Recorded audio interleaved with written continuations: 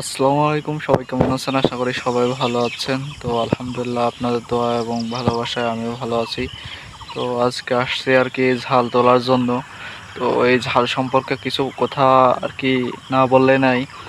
যে ধরেন যে অন্যান্য জায়গায় যেসব জায়গায় টলের আবাদ হয়, তো তারা আর কি করে কি বিঘার পর বিঘা ঝাল আর কি লাগায়। তো তাদের ক্ষেত্রে মানে জিনিসটা আলাদা। আর আমাদের মতো সাধারণ মানে আমরা যেরকম 10 কাঠা 5 কাঠা লাগাই, এদের ক্ষেত্রে কিন্তু আলাদা।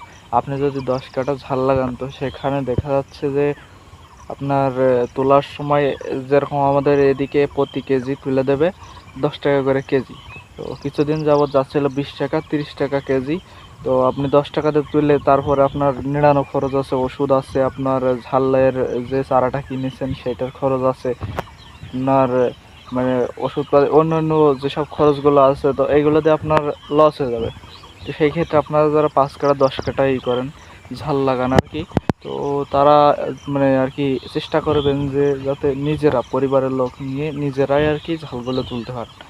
আর এখন যেরকম বর্তমান 60 টাকা করে কেজি যাচ্ছে, তো আমরা এই যে 10 থেকে মনে হয় আমাদের 15 কাঠা মতন লাগানো হয়েছে, 10 কাঠায় হয়তো বা। তো তার ভিতরে কিছু আর কি মারা গেছে, 1.5 2 কাঠা মতন।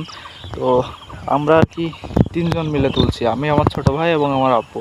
তো আমরা প্রত্যেক দিন আর কি 8 থেকে 10 কেজি করে তুলছি।